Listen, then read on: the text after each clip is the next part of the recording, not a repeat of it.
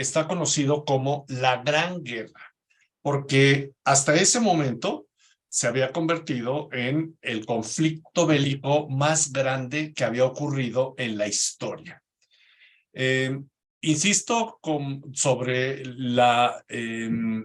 lo desastroso que va a ser posteriormente la Segunda Guerra Mundial, que en cuanto a bajas y recursos y afectación a la población civil de la Segunda Guerra Mundial, comparada con la Primera Guerra Mundial, pues duplica todo este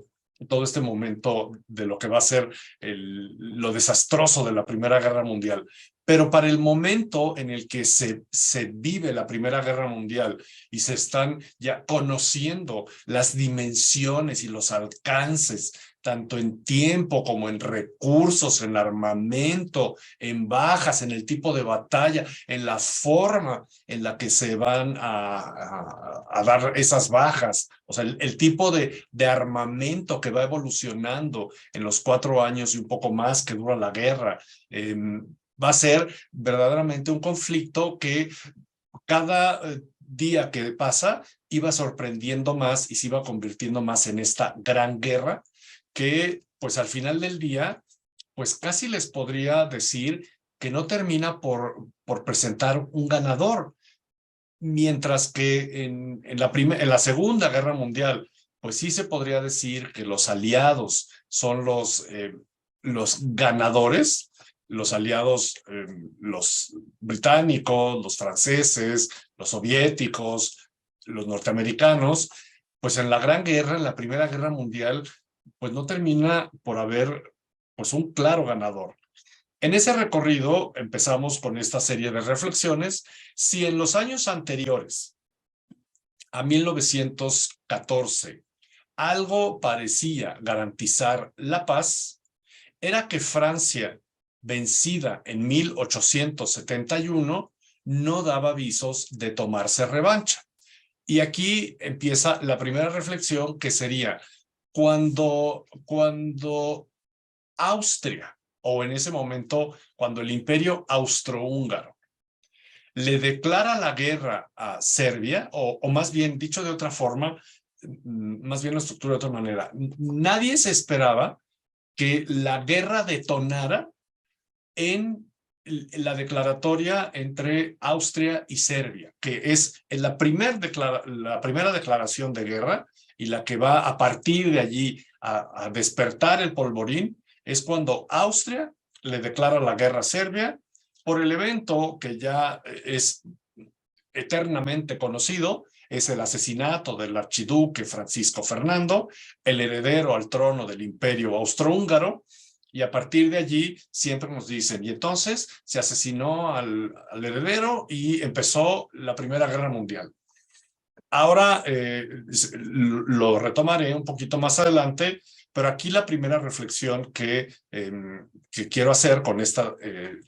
cuadrito es los que hubieran, o más bien los que se veían como los que podían desatar un conflicto de dimensiones importantes, eran los alemanes contra los franceses. Uno podía declararle la guerra al otro, porque habían existido conflictos directamente entre estos dos imperios en territorios que correspondían a Francia, en este caso era el Marruecos francés, a donde había llegado el emperador alemán Guillermo II, y entonces eso ocurrió en 1905, y ese evento, o sea, era como, ¿qué viene a hacer el emperador alemán a Marruecos a reclamar algo, o más bien a defender a una población que en ese momento está bajo control francés? Y esa serie de conflictos eran los que en principio, pues decía los expertos en la geopolítica, si la guerra destalla, va a ser porque o Francia le declara la guerra a Alemania, al Imperio Alemán, o el Imperio Alemán le declara la guerra a Francia. Y se tendía incluso un poco más a que Francia fuera la que le declarara la guerra, porque se fue despertando en Francia un sentimiento de revancha y una actitud de ahora me voy a vengar de lo que me hiciste en 1870. El imperio alemán era tan fuerte que a nadie se le ocurría atacarlo. Se reconocía a el ejército francés de 1914, antes de que empezara la guerra, como el más poderoso que había hasta ese momento. Se sabía que el imperio alemán tenía un ejército muy fuerte, más bien se especulaba que los recursos de armamento que tenía el imperio alemán también eran muy fuertes a través de toda esta serie de espionajes y de información velada. Se conocía que estaban desarrollando una gran cantidad de armamentos, pero no se tenía certeza. Y quien sí había mostrado, porque hacía desfiles militares y un poco evidenciaba el desarrollo militar que tenía, era Francia, y también mostraba este sentimiento revanchista hacia Alemania, que me atacó en 1870, y con cualquier pretexto lo voy a atacar. Y entonces se veía, o al menos a la opinión pública, Francia se reconocía como el ejército más fuerte. Y pues de alguna forma, un poco planteaban entre este ejército tan fuerte que es Francia y este saber que los alemanes están bastante bien armados, volvemos a la primera línea que les exponía, que es, pues si en algún lugar estalla la guerra, va a ser entre Francia y Alemania. Miren, al final no estaban tan equivocados los expertos y los que pronosticaban este conflicto, porque el frente más difícil y el más violento y el que más bajas tuvo durante la Primera Guerra Mundial fue precisamente el frente que quedó en Francia, en donde estaban los aliados franco-británicos contra los alemanes. O sea, al final sí terminó siendo un conflicto que enfrentó a los franceses contra los alemanes en el frente occidental. Veremos ahorita un momento más adelante cuáles son los diferentes frentes, pero el imperio alemán era ya reconocido como una gran potencia sin poder dimensionar qué tan grande. Además, un vencedor no tiene interés nunca de poner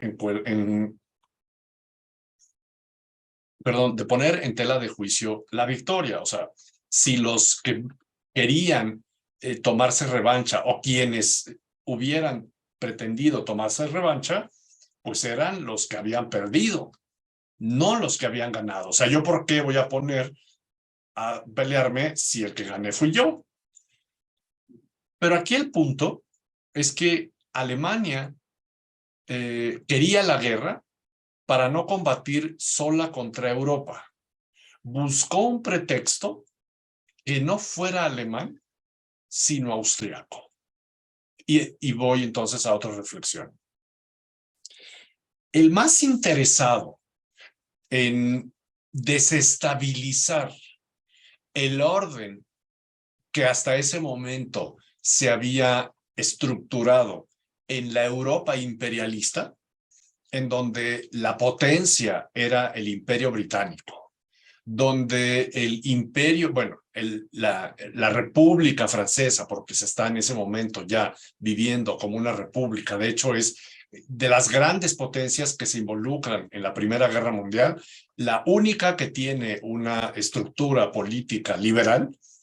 la única república es Francia. Y tiene un desarrollo imperial bastante importante. Rusia, que es otro de los protagonistas, también tiene pues un gran desarrollo hacia todo su territorio en la parte oriental. Tuvo un gran fracaso en sus pretensiones por seguir su expansión cuando se enfrenta a Japón allá en la parte oriental en la guerra ruso-japonesa de 1905. El Imperio Otomano está cada vez más débil. el Imperio Austrohúngaro, además de que está bailando los valses de Strauss, y que sí, ya se murió para ese momento, pero también es un imperio que tiene esa pretensión de crecer y de empoderarse hacia los territorios que de alguna manera e indirectamente el imperio austrohúngaro está empujando a que se separen del imperio alemán, y ya para ese momento tiene integrado pues a su control a todos los países de los Balcanes. Y es en esa estructura el que queda de alguna manera encerrado en toda esa serie de potencias que les estoy explicando, los británicos, los franceses, los austrohúngaros, los rusos, pues el que queda en medio es el imperio alemán, y el imperio alemán es el que en realidad quiere que se desate el conflicto, lo que quiere es desajustar el orden mundial que hay en ese momento, y que en principio lo tiene en tercer lugar al imperio alemán, y el imperio alemán lo que quiere es convertirse en el primer lugar, y pues no quiere que se le declare la guerra al imperio alemán, sino que ocurra por otro lado, que es lo que sucedió. Bueno, pues así se va de alguna manera haciendo todo este planteamiento de lo que va a ser este primer conflicto internacional, y se vive.